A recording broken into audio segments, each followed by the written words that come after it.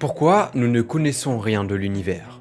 5%. C'est tout ce qu'on peut écouter, voir, observer de notre univers. Tout ce que nous pouvons comprendre. Et dans ces 5% que nous pouvons comprendre, nous avons véritablement exploré qu'une infime partie. Alors que connaissons-nous véritablement et qu'est-ce qu'on ne connaît pas? Qu'est-ce qui nous empêche de voir plus loin? De voir au-delà et de comprendre notre environnement dans sa globalité. Entre matière invisible et pourtant bien présente, trous noirs et événements cataclysmiques majeurs, beaucoup de mystères et de grandes questions subsistent. Et aujourd'hui, on va tenter de comprendre les plus grands mystères de l'univers. L'univers n'aurait jamais dû être comme il est. Mais alors pourquoi est-ce que ça s'est passé ainsi? C'est quoi ce fameux déclic qu'il y a eu au tout début de l'univers? On va parler de tous les mystères de l'univers et tenter de les comprendre un peu mieux. Et on voit tout ça dans ma dernière vidéo. Juste avant de répondre à ces questions, sachez que cette vidéo est aussi disponible sur Spotify en version podcast. Ça s'appelle Mystère Étoile pour ceux qui veulent écouter ça. Alors je vais pas vous cacher que cette vidéo m'a pris énormément de temps avec Thomas qui travaille avec moi et on y a mis tout notre cœur. Et récemment j'ai remarqué que seulement 50% des personnes qui regardent mes vidéos étaient abonnées à la chaîne. Alors si vous faites partie de ces petits 50% là, eh bien vous pouvez prendre une seconde et cliquer sur le bouton s'abonner si vous le souhaitez. C'est gratuit et c'est super gratifiant pour notre travail avec l'équipe. Et si vous souhaitez aider la chaîne encore plus, eh bien je vous offre la possibilité de rejoindre ma communauté privée. Alors écoutez bien, vous inquiétez pas, c'est pas trop ennuyant. En fait, vous aurez accès à mes vidéos avant leur sortie officielle, mais aussi aux coulisses de mes tournages, et un espace où on pourra échanger directement tous ensemble. Votre soutien me permettra de développer cette chaîne, d'acheter du matériel et de réaliser des projets encore plus ambitieux. Grâce à ça, vous m'aiderez à me professionnaliser et à continuer de faire ce que je fais, mais en mieux. Alors pour ça, vous avez juste à cliquer sur le bouton rejoindre sur ma chaîne, et après ça, on vous présentera 3 abonnements différents avec différents avantages, et vous pouvez prendre celui que vous souhaitez. Merci énormément à tous les nouveaux membres, bienvenue, c'est grâce à vous que je peux faire ces vidéos, alors la décision vous appartient. Ce vaste vide omniprésent peut être rempli de couleurs indescriptibles, comme l'obscurité la plus totale. Mais une chose est sûre, il reste une énigme fascinante. Alors, que désigne réellement l'univers? Ce mot qui peut dire tellement, mais qui finalement n'en dit pas assez. Parce que malgré des siècles de progrès scientifique, seulement 5% de l'univers est actuellement connu et compris par la communauté scientifique. Ce faible pourcentage est en fait la part des objets observables depuis la Terre. Ces objets peuvent être des étoiles, des planètes, des astéroïdes, des galaxies, bref, des astres composés de matière ordinaire et donc visibles. Mais qu'en est-il des 95% restants?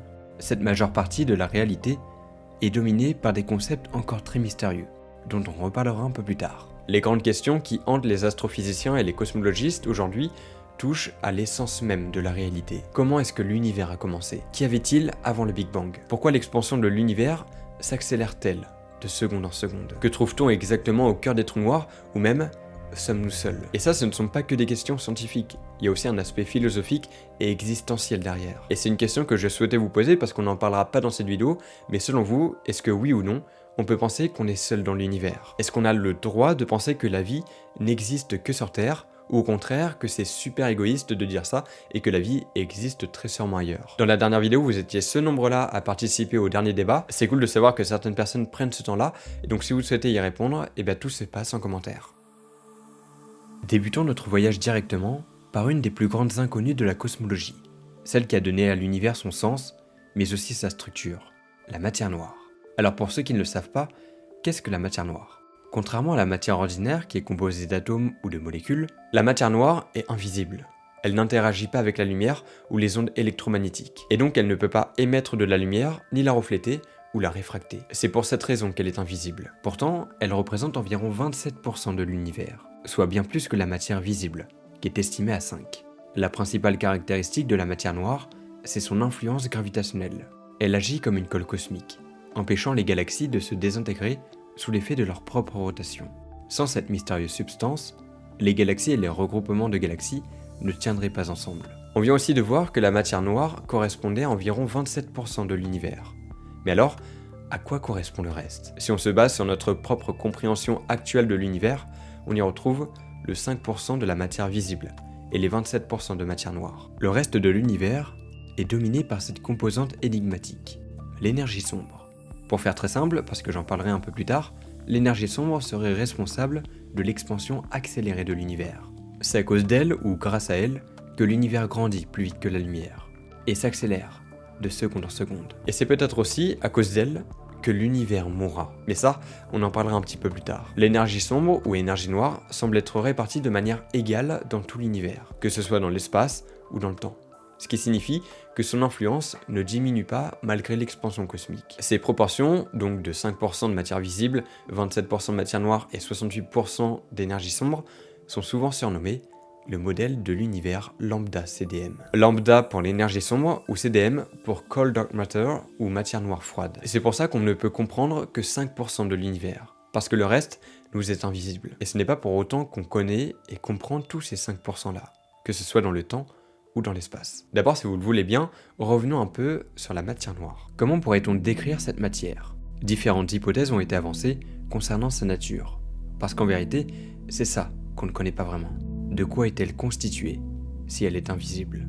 Elle doit forcément l'être par des particules exotiques qu'on n'a jamais découvertes. Et ça pourrait nous apprendre tellement sur l'univers, et la manière dont il se comporte. Alors la matière noire pourrait être composée de particules exotiques inconnues de la physique standard, comme les WIMPs, Weakly Interactive Massive Particles, ou les axions. D'après ce modèle, la matière noire serait composée de particules massives. Ces particules-là de matière noire, appelées hypothétiquement WIMPs, auraient une masse beaucoup plus importante que celle d'un proton, variant entre 1 et 100 000 fois la masse d'un proton. Et comme l'interaction gravitationnelle n'existe pas ou très peu dans le monde du très petit, le monde des particules, et on pense que les particules de matière noire interagissent avec la matière ordinaire via des forces nucléaires faibles. C'est une des 4 forces qui composent notre univers et qui est un peu comme une colle très forte pour lier les particules entre elles. En fait, la force nucléaire faible, c'est comme une sorte de moteur caché à l'intérieur des atomes, très important pour certaines transformations. Imaginez une minuscule zone à l'intérieur d'un atome.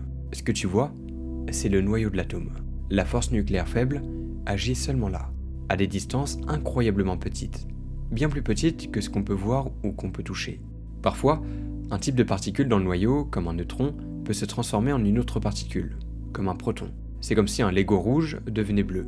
La force faible permet ce changement en envoyant de toutes petites particules appelées bosons. Ces transformations sont cruciales pour des choses incroyables dans l'univers, comme la manière dont les étoiles produisent de l'énergie ou comment certains matériaux radioactifs se décomposent avec le temps. Mais c'est bien joli, mais quel est le rapport avec la matière noire? En fait, les scientifiques pensent que les particules de matière noire, très mystérieuses, interagissent un tout petit peu grâce à cette force faible. C'est pour ça qu'on a tellement de mal à les repérer. Elles passent presque inaperçues. En gros, la force nucléaire faible, c'est une force discrète mais essentielle, comme un rouage caché dans une machine, qui rend possible des phénomènes incroyables dans l'univers. Et d'autres théories envisagent des modifications aux lois de la gravité, comme la théorie monde, Modified Newtonian Dynamics. Et d'autres théories envisagent des modifications aux lois de la gravité, comme la théorie monde. Et ce, même si ces modèles ont du mal à expliquer l'ensemble des observations. Mais bon, si on peut pas la voir directement ou même indirectement, comment est-ce qu'on peut prouver l'existence d'une substance qui a l'air aussi importante que la matière noire? Eh bien déjà, faut savoir que les preuves de la matière noire sont indirectes. Par exemple, on peut les trouver quand on s'intéresse aux courbes de rotation des galaxies. Quand on observe la vitesse des étoiles à différentes distances du centre d'une galaxie, on s'attend à ce que cette vitesse diminue avec la distance, comme pour les planètes du système solaire. Pourtant, les courbes de rotation des galaxies restent plates, indiquant une masse invisible qui exerce une attraction gravitationnelle. Si on regarde encore plus loin que les galaxies, on peut prouver l'existence de la matière noire par l'étude du regroupement de galaxies, qu'on appelle plutôt des amas de galaxies.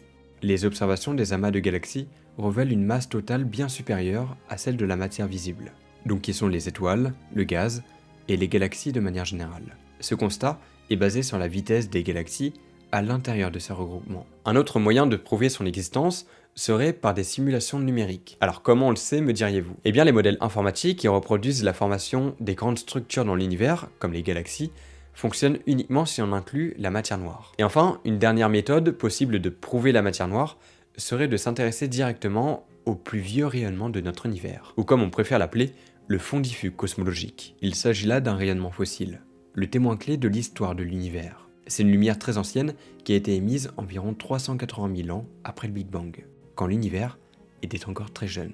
À ce moment-là, la température était si élevée que tout était un plasma, une espèce de soupe de gaz chargée électriquement, empêchant la lumière de circuler librement.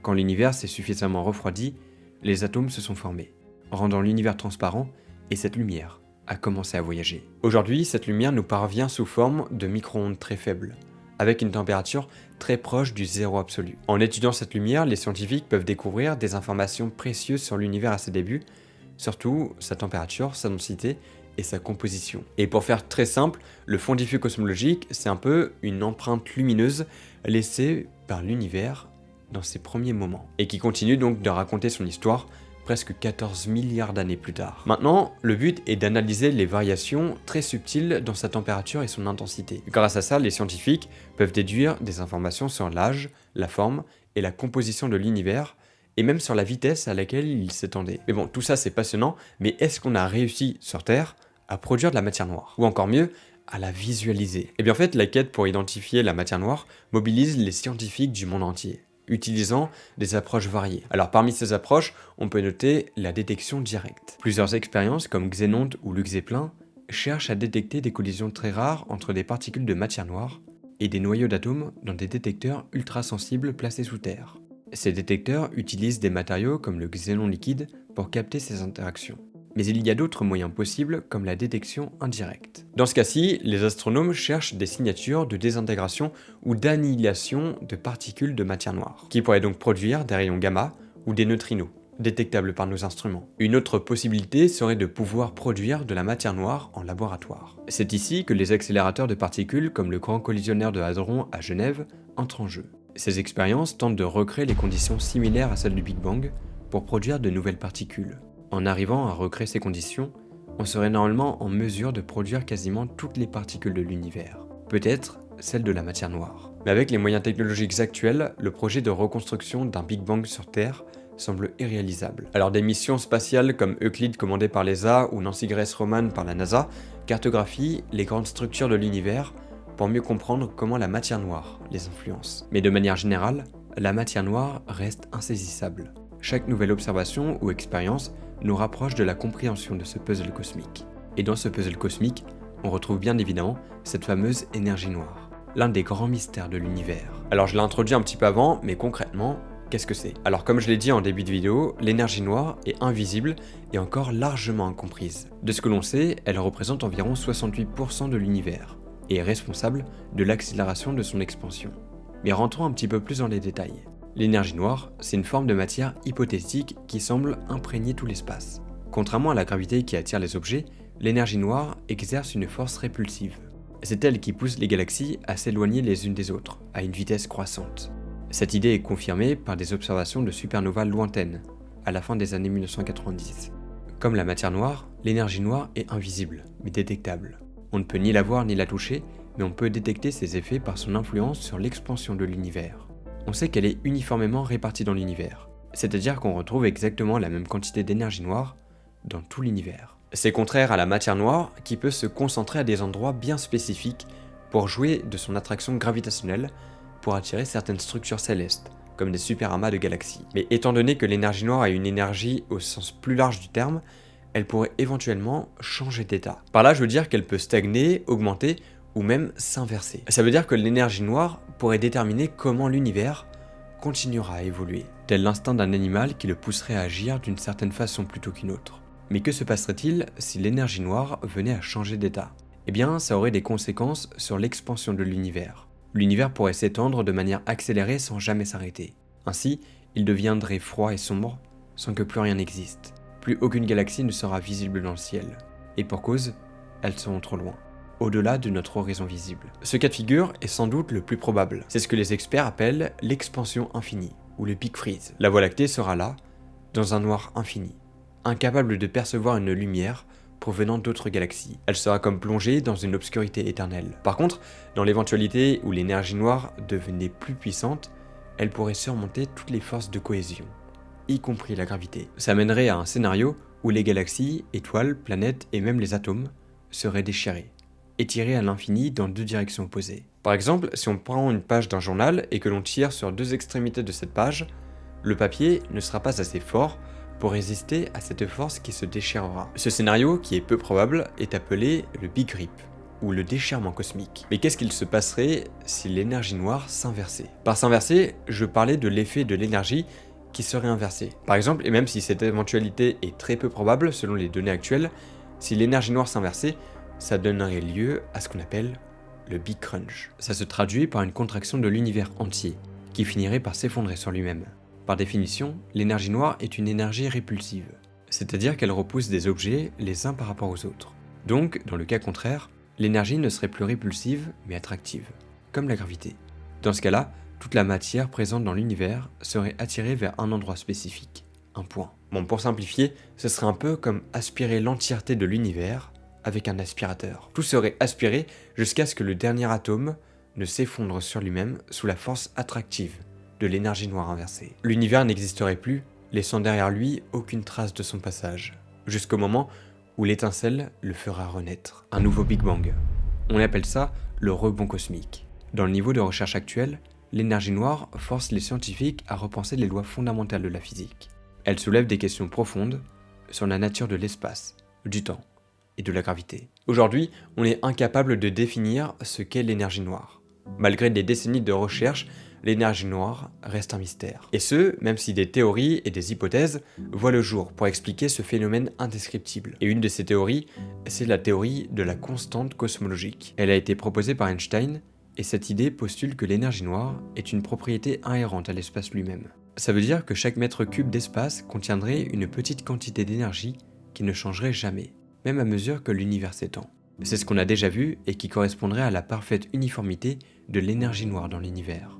Par chance, cette théorie correspond bien aux observations actuelles, mais elle ne dit rien sur l'origine de cette énergie. Une autre théorie pour expliquer ce qu'est l'énergie noire est la théorie de la quintessence. Dans cette hypothèse, l'énergie noire est une forme d'énergie dynamique différente d'une constante. Elle pourrait évoluer avec le temps, ce qui affecterait la vitesse d'expansion de l'univers. Alors pour expliquer cette idée simplement, imaginez que pour comprendre l'énergie noire, on propose qu'elle soit reliée à un champ scalaire. Un champ scalaire, en gros, c'est un peu comme une nappe invisible qui couvre tout l'univers. Mais au lieu de rester fixe comme une toile tendue, cette nappe peut changer d'intensité ou de comportement avec le temps et selon l'endroit. C'est comme si cette nappe pouvait s'étirer ou se contracter, influençant l'expansion de l'univers d'une manière dynamique.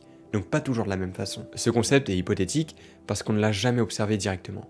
Mais il aide les scientifiques à imaginer une explication possible pour comprendre le comportement étrange de l'énergie noire. Si on continue un petit peu la liste des théories existantes sur l'énergie noire, on arrive à la théorie de la gravité modifiée. Alors, qu'est-ce que c'est que la gravité modifiée? Eh bien, certains scientifiques pensent que l'énergie noire pourrait ne pas exister en tant que telle. À la place, ils pensent que les lois de la gravité, telles que décrites par la relativité générale d'Einstein, pourraient être incomplètes. Des théories comme la gravité F2R ou les modèles de la gravité massive tentent de rendre compte de l'accélération de l'univers. Mais cette fois-ci sans recourir à l'énergie noire, mais en travaillant sur les équations proposées par Einstein. Une autre théorie est la théorie des particules. Elle suggère que l'énergie noire pourrait être liée à des particules exotiques encore inconnues, par exemple les axions ou d'autres particules hypothétiques qui pourraient générer cette force répulsive. Bon, malheureusement pour nous, on n'est pas encore capable de visualiser ni même de mesurer d'autres particules inconnues, même si des expériences sont en cours. Cette hypothèse pourrait être vérifiée ou démentie grâce au progrès technologique, donc c'est qu'une question de temps. Mais étant donné toutes ces fameuses hypothèses qui tentent d'expliquer cette mystérieuse énergie, comment peut-on concrètement l'étudier? Déjà, on peut dire que contrairement à la matière noire, qui pourrait être constituée de particules spécifiques, l'énergie noire est beaucoup plus insaisissable, parce qu'elle ne semble interagir avec rien. Comme vous l'aurez sans doute compris, il est impossible pour le moment de la détecter directement. Et puis comprendre l'énergie noire exige d'étudier l'univers sur des échelles gigantesques, à des distances de milliards d'années-lumière, et donc de réaliser des observations complexes. À titre comparatif, l'objet le plus lointain envoyé par l'homme est Voyager 1. Il est situé à 24 milliards de kilomètres de la Terre. Ça ne correspondrait même pas à 0,003 années-lumière. C'est ce qui rend notre échelle beaucoup trop petite pour pouvoir vraiment étudier l'énergie noire. Ça prouve aussi bel et bien qu'on est limité avec nos modèles technologiques actuels. Les théories cosmologiques standards, comme la relativité générale, fonctionnent bien pour expliquer certains phénomènes, mais elles semblent inadéquates face à l'énergie noire. Même en sachant que cette énergie n'a jamais pu être observée et que nos moyens actuels ne suffisent pas à la détecter, on tente quand même aujourd'hui de résoudre le grand mystère autour de l'énergie noire. Pour mieux comprendre l'énergie noire, les scientifiques misent sur des projets ambitieux. Parmi eux, on peut compter le satellite Euclide créé par l'ESA et lancé pour cartographier l'univers et étudier l'énergie noire à travers la distribution de galaxies, c'est-à-dire d'étudier comment les galaxies sont réparties dans l'univers. On peut aussi compter sur le projet DESI.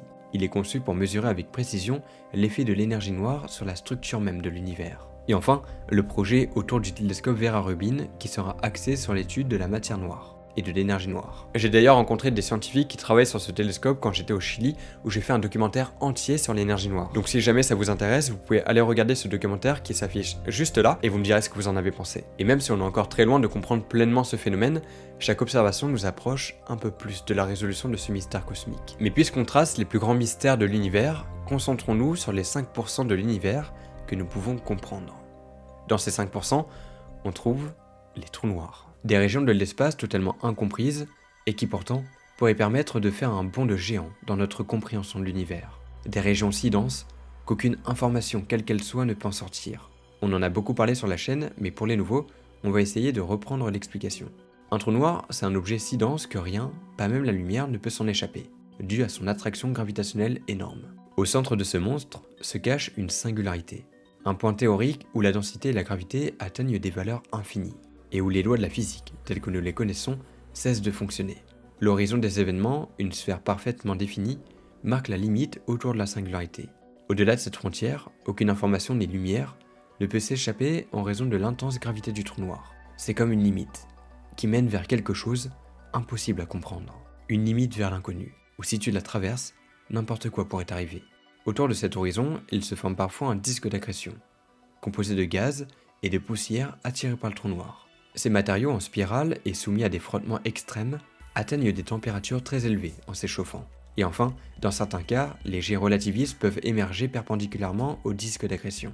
Ces jets, constitués de particules propulsées à des vitesses proches de celles de la lumière, créent d'immenses structures qui s'étendent parfois sur des années-lumière. Ces jets sont les témoins spectaculaires de l'activité des trous noirs. D'ailleurs, quand un trou noir supermassif émet un jet vers la Terre, on appelle ça un blazar. Et récemment, on en a découvert un, j'en ai parlé dans le dernier récap de l'actualité spatiale que j'ai sorti mardi dernier à 18 h. En fait, on a découvert le blazar le plus éloigné jamais découvert jusqu'à aujourd'hui. Il s'agit donc là d'un trou noir supermassif émettant un jet super puissant dirigé vers une région dans laquelle on se trouve. Donc si vous voulez en savoir plus, la vidéo en question se trouve juste ici. Au centre des trous noirs, on trouve ce point infini que personne ne peut comprendre, la singularité.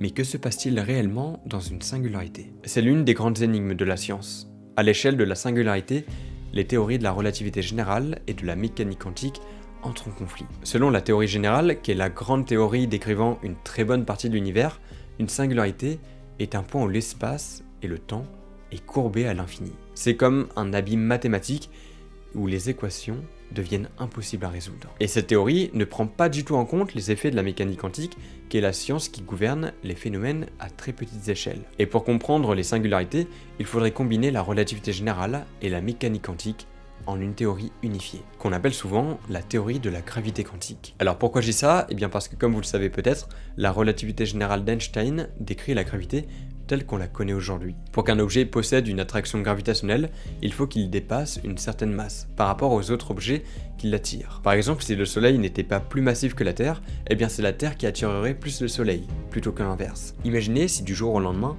Jupiter obtenait la masse du Soleil et que notre Soleil perdait la sienne.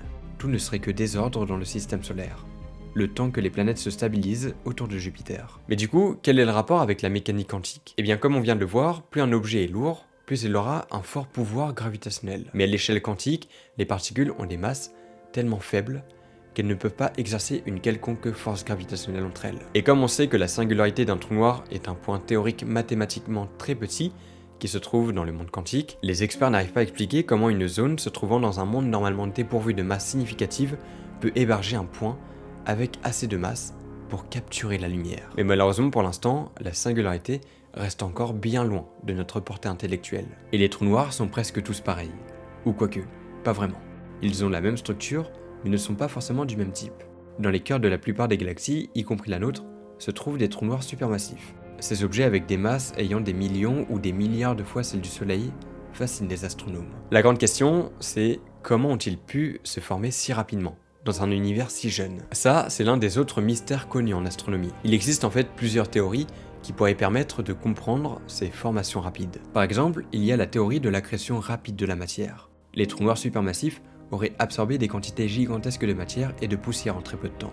Une autre piste serait la fusion de trous noirs plus petits, qui suggère que plusieurs trous noirs pourraient s'être regroupés pour former un seul supermassif. Et une dernière, qui est la formation directe à partir de nuages de gaz. Elle suppose que les nuages de gaz gigantesques auraient directement implosé, pour donner naissance à de véritables monstres. Alors, la première et la dernière hypothèse ne sont pas vraiment les mêmes. Mais les trous noirs ne sont pas seulement des énigmes physiques, ils posent aussi des paradoxes plutôt incroyables, comme par exemple le cas du paradoxe de l'information. La première dit que le trou noir existe déjà et qu'il absorbe une quantité colossale de matière. Et la seconde suppose plutôt que le trou noir se crée directement à partir de l'effondrement d'un gigantesque nuage de gaz, ce qui crée alors la plus grande inconnue tant à l'échelle mathématique que de l'astrophysique, un trou noir. Alors ces mécanismes sont encore à l'étude, mais l'observation des galaxies lointaines montre que ces objets existaient déjà moins d'1 milliard d'années après le Big Bang. Ça veut dire que ces trous noirs supermassifs se sont formés en très peu de temps. En fait, selon la mécanique quantique, une information ne peut jamais être complètement détruite. Pourtant, quand un objet tombe dans un trou noir, on pense que toute son information, donc l'objet en lui-même c'est une information, elle est perdue. Et penser ça, ça contredit les principes fondamentaux de la physique. Alors, on a cette question. Que devient un objet quand il tombe dans un trou noir, s'il est toujours censé exister? C'était en 1974 que Stephen Hawking propose l'idée que les trous noirs puissent lentement perdre de la masse et disparaître par évaporation. Bref, les trous noirs de manière plus générale sont des sources d'inspiration. La science-fiction reprend l'idée des trous noirs pour les adapter et en faire des films magnifiques, comme c'est le cas d'Interstellar par exemple. Ou dans ce film, on voit aussi apparaître l'idée du trou de verre. Et ça aussi justement, c'est un grand mystère qui règne en maître dans l'univers. Est-ce que les trous de verre sont possibles? En réalité, il n'est pas impossible que les trous noirs soient en réalité des trous de verre, des passages hypothétiques entre différents points de l'espace-temps, des sortes de raccourcis qui relieraient deux points distincts de l'univers. Et pourquoi on s'intéresse tant aux trous noirs?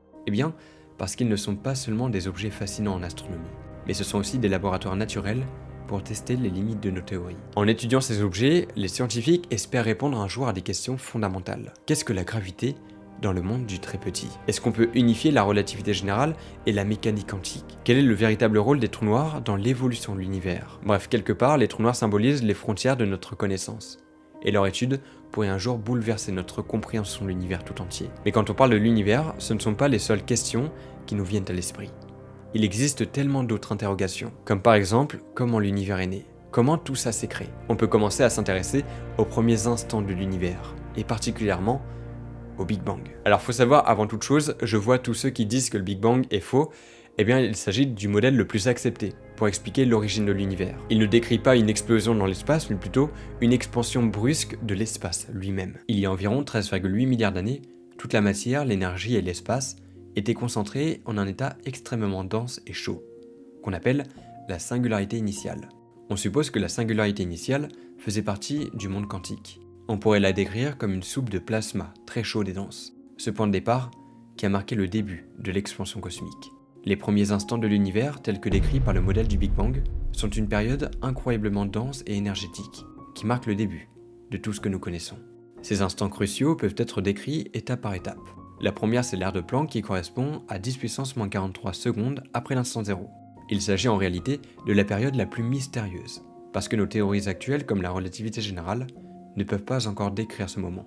À cette échelle, les effets gravitationnels et quantiques sont inséparables, et une théorie de gravité quantique serait nécessaire pour comprendre ce qu'il se passe à ce moment-là. Pendant cette période, l'univers est d'une densité et d'une chaleur inimaginables, et le temps, l'espace et les lois physiques que nous connaissons n'existent pas encore de manière discernable. Vient ensuite l'inflation cosmique, allant de 10 puissance moins 36 à 10 puissance moins 32 secondes après le Big Bang. Après l'époque de Planck, l'univers traverse une phase d'expansion extrêmement rapide. En une infime fraction de seconde, l'univers voit sa taille augmenter de façon exponentielle. Cette expansion lisse les irrégularités initiales dans la répartition de l'énergie. Elle permet d'expliquer pourquoi l'univers apparaît aussi homogène aujourd'hui et isotrope, c'est-à-dire similaire dans toutes les directions, malgré sa vaste échelle. Durant la même période, entre 10 puissance moins 38 et 10 puissance moins 32 secondes après le Big Bang, on retrouve la séparation des forces fondamentales.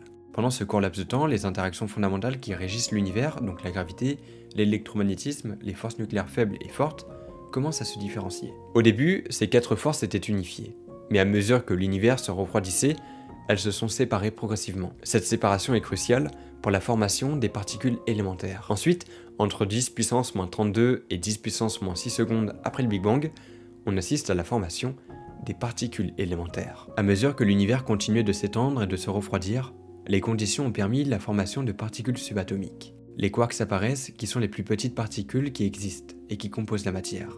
Vers 10 puissance moins 4 secondes après l'instant zéro, les paires de particules et d'antiparticules sont annihilées, c'est-à-dire qu'elles apparaissent, entrent en collision, puis disparaissent à nouveau. Pour une raison encore inexpliquée, il y avait légèrement plus de matière que d'antimatière. Heureusement d'ailleurs, parce que c'est ce qui a permis à l'univers de ne pas s'autodétruire totalement. 3 minutes après, quand l'univers a atteint une température d'environ 1 milliard de degrés Kelvin, les premières réactions nucléaires se produisent. Les protons et les neutrons se combinent pour former les premiers atomes légers, principalement de l'hydrogène et de l'hélium. Cette étape est super importante puisque c'est grâce à elle que nous sommes là aujourd'hui, et que nous observons tout ce que nous observons. 380 000 années s'écoulent et la lumière s'allume.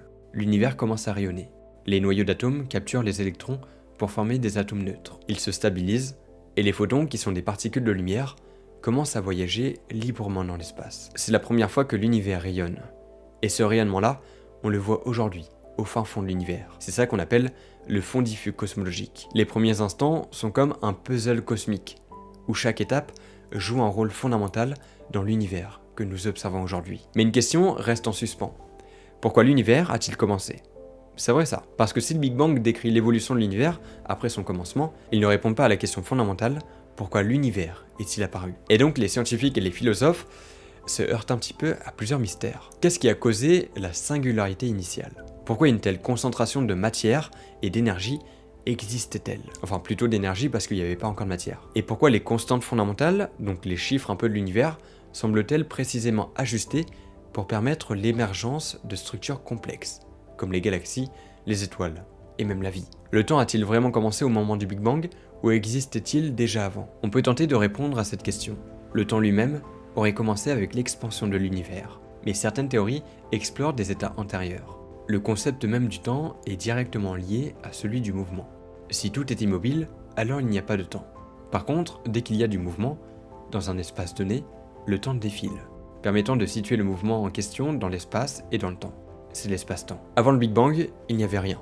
Pas de mouvement, juste une obscurité infinie, et donc pas de notion de temps possible. C'est pour ça qu'on dit que le temps est tout simplement né avec l'univers lui-même. Et toutes ces interrogations, auxquelles on ne peut pas donner de réponse précise, ouvrent la voie à l'élaboration de théories alternatives. Ce sont des questions auxquelles on a encore du mal à répondre aujourd'hui. Mais pour tenter d'y répondre, plusieurs hypothèses ont vu le jour. On retrouve par exemple la théorie du multivers. Alors on en entend de plus en plus parler, mais qu'est-ce que c'est véritablement et comment naissent-ils ?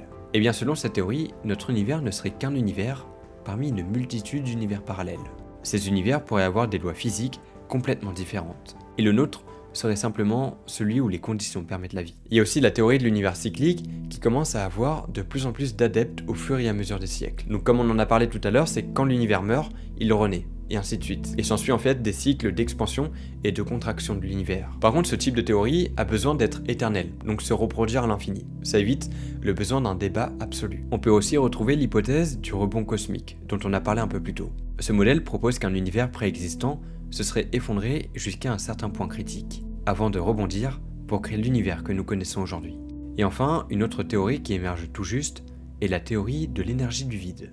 Certains physiciens pensent que l'univers pourrait être issu de variations de densité qu'on verrait dans le monde de l'infiniment petit, une sorte de mer bouillonnante de particules virtuelles. Ces fluctuations auraient donné naissance à un univers entier. Dans tous les cas, la naissance de notre univers demande de fortes implications philosophiques et scientifiques. La quête pour comprendre l'avant-Big Bang et les premières fractions de seconde pose autant de questions philosophiques que scientifiques. Elles interrogent sur les origines ultimes de l'espace, du temps et des lois physiques elles-mêmes. Ces recherches nous rappellent que malgré les avancées technologiques, l'univers conserve encore d'immenses mystères. Et oui, parce que vous vous en doutez, il y a encore beaucoup d'autres mystères non résolus. Ils sont moins connus, mais n'en restent pas moins super importants et super fascinants. Parce que les mystères de l'univers ne se limitent pas qu'à la matière noire, l'énergie noire, les trous noirs et le Big Bang. En fait, d'autres phénomènes intrigants défient encore notre compréhension. C'est par exemple le cas de certaines régions de l'univers, parfois immenses, où la densité de matière est anormalement faible. On les appelle les vides cosmiques, ou les supervides.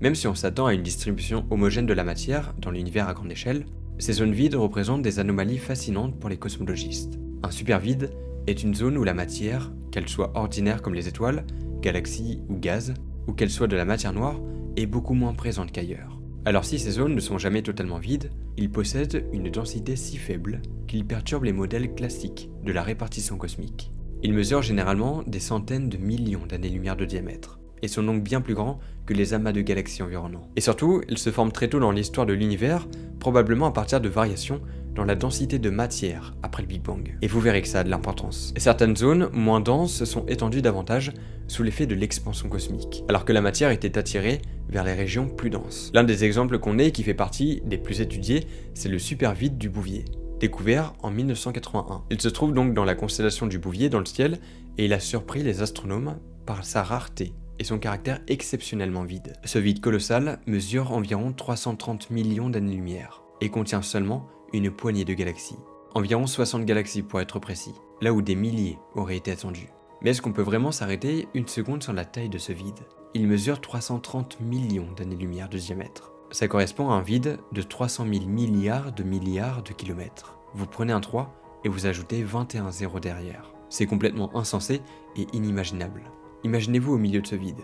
Vous ne verrez rien, perdu dans l'immensité froide et obscure de l'univers. Les astronomes pensent que cette région pourrait être un vestige de fluctuations quantiques durant l'inflation cosmique, qui est donc la phase d'expansion très rapide juste après le Big Bang, dont on a parlé un peu plus tôt. Mais pourquoi les supervides sont si importants? Eh bien parce qu'ils influencent plusieurs aspects de la cosmologie et posent des questions clés sur l'univers. D'abord, ils ont un effet sur le rayonnement fossile, donc la plus vieille lumière de l'univers dont on a déjà parlé. En fait, quand la lumière du fond diffus cosmologique traverse un supervide, elle est affectée par un effet appelé l'effet Sache-Whorf. Cet effet provoque un léger refroidissement au réchauffement du rayonnement. Dans le cadre du supervide du Bouvier, des anomalies ont été détectées dans le fond diffus cosmologique, ce qui offre un terrain un peu d'étude pour les théories sur l'énergie noire. Mais surtout, on pense que les supervides pourraient avoir un rôle dans l'expansion de l'univers. On pense en fait qu'ils pourraient amplifier les effets de l'énergie noire parce qu'ils sont très légers et qu'ils ne sont pas composés de beaucoup de matière. Mais les vides cosmiques ne sont pas les seuls à révéler de vraies questions. Si vous vous souvenez bien, je vous ai parlé tout à l'heure d'antimatière, et du fait que la matière et son antimatière se heurtent. Elles s'annulent en dégageant de la lumière. On parlait de particules et d'antiparticules qui entraient en collision au début de l'univers. Et bien là, on va voir qu'il y a un certain déséquilibre fondamental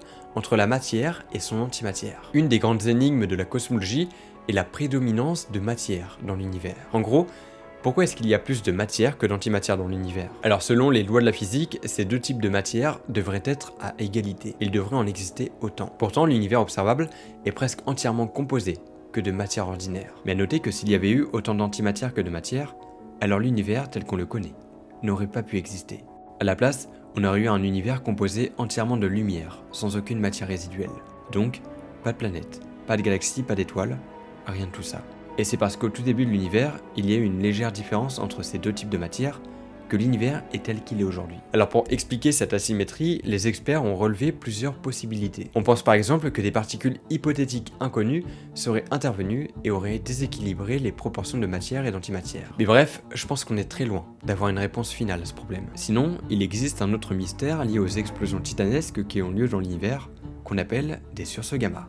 Ce sont les événements les plus puissants de l'univers jamais observés. On les a découverts par hasard dans les années 1960 par des satellites militaires américains. En fait, ces explosions libèrent en quelques secondes plus d'énergie que notre Soleil n'en émettra toute sa vie. Il en existe deux types, les sursauts gamma longs et les sursauts gamma courts. Les sursauts gamma longs durent plus de 2 secondes, souvent plusieurs dizaines de secondes, et sont généralement provoqués quand une étoile massive s'effondre en trou noir. Ce phénomène entraîne alors la formation de jets de plasma extrêmement rapides qui émettent des rayons gamma lorsqu'ils interagissent avec les matériaux environnants. Et les sursauts gamma courts, eux, ont une durée inférieure à 2 secondes. Ils ont lieu quand une étoile très dense entre en collision avec un trou noir par exemple. Bref, et depuis la Terre, on peut les repérer de par leur énergie prodigieuse. Un sursaut gamma peut libérer une énergie équivalente à celle produite par une étoile, en 10 milliards d'années. Ils ont un rôle clé en cosmologie parce qu'ils jouent un rôle de sonde de l'univers lointain. C'est-à-dire qu'ils proviennent souvent de galaxies situées à des milliards d'années-lumière. C'est donc un peu comme des messagers de l'univers. Alors grâce à eux, on peut comprendre plein de choses et on peut même localiser les trous noirs. Alors c'est assez évident parce que la plupart de ces sursauts gamma sont impliqués dans la formation de trous noirs. Mais on connaît pas grand chose sur eux. On ne sait pas à quel rythme ils se produisent, ni comment ils sont répartis dans l'univers. On ne sait pas non plus expliquer l'origine et la puissance de ces jets. Est-ce qu'ils ont influencé la formation des premières étoiles et des trous noirs? Une chose est sûre, comme on ne sait pas grand chose sur ces magnifiques mais terrifiantes explosions, les instruments dédiés comme Swift et Fermi surveillent constamment le ciel pour détecter ces événements. Les télescopes terrestres et spatiaux collaborent pour étudier la présence de rayons quelconques et identifier leur hôte galactique.